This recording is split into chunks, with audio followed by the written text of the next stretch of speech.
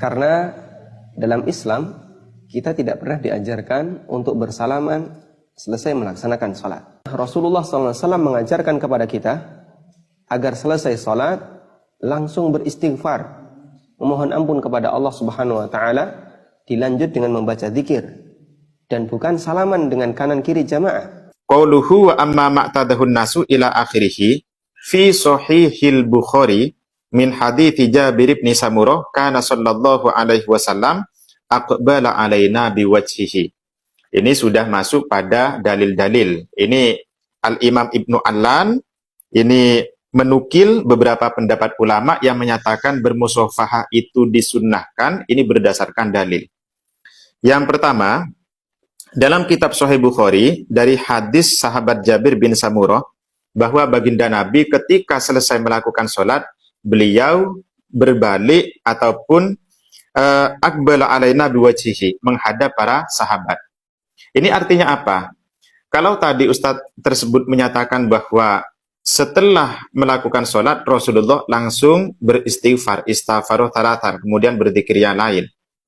Artinya seakan-akan ini setelah salam itu tidak ada jeda, langsung melakukan istighfar.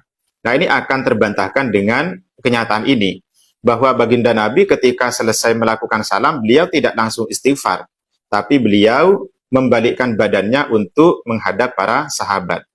Nah, ini ada tindakan-tindakan yang dilakukan oleh baginda Nabi sebelum beristighfar, dan tentu tindakan ini fi zamanin yasirin, teman-teman ya. Yang perlu kita garis bawahi adalah apa yang dilakukan oleh baginda Nabi ini terjadi pada durasi yang singkat. Dan musafah pun itu juga terjadi pada durasi yang singkat, tidak sampai 1 menit. Bermusafah itu sangat singkat sekali. Sehingga dari sini maka ketika setelah salam kemudian kita bermusafahah, maka ini tidak akan menggugurkan kesunahan berzikir setelah sholat. Wa fihi qala Abu Juhaifah. Kemudian dalam Sahih Bukhari pula sahabat Abu Juhaifah berkata, wa kharaja sallallahu alaihi wasallam ilal batha fatawaddu'a thumma shallat dhuhra rak'ataini wal asra rak'ataini. Baginda Nabi pernah keluar rumah menuju kota Batha.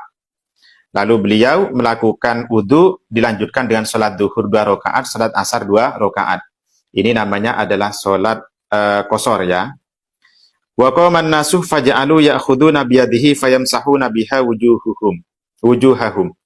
Setelah baginda Nabi melakukan sholat, ternyata para sahabat itu berdiri mengambil tangan beliau, menyalami baginda Nabi sallallahu alaihi wasallam dan mengusapkan tangan baginda Nabi ke wajah mereka. Ini teman-teman. Fa akhadtu biyadihi fawadatuha ala wajhi. Sahabat Jabir bin Samurah juga melakukan hal yang sama. Jadi tangan baginda Nabi diambil, diciumnya, kemudian diusapkan ke wajah sahabat Jabir bin Samurah. Nah, ini yang kemudian menjadi dalil kebolehan atau kesunahan berjabat tangan setelah sholat. Aurada hadainil hadithaini al-muhibbut tabari fi ghayatihi wa aurada ahadithah kathiratan kadhalik.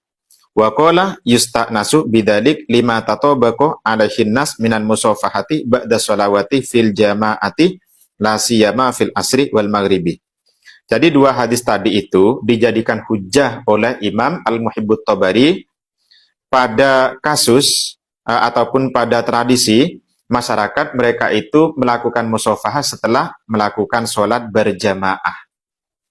Apalagi berjamaah sholat asar dan sholat maghrib. Idaktaruna bihi qasdun sholihun min tabarrukin aw tawaddudin aw nahwihi. Apabila bersalaman itu dengan tujuan yang baik. Salah satu tujuan yang baik adalah tabarruk, mengambil keberkahan. Jadi di samping kita ada orang alim ataupun orang soleh, kemudian setelah sholat kita menyalami beliau. Dalam rangka tabarruk itu semakin boleh teman-teman. Atau tawaddudin, tujuannya untuk menunjukkan keramahan-keramahan, untuk menunjukkan kesantunan-kesantunan, ini juga diperbolehkan. Nah, jadi musafahah setelah sholat itu ada dalilnya.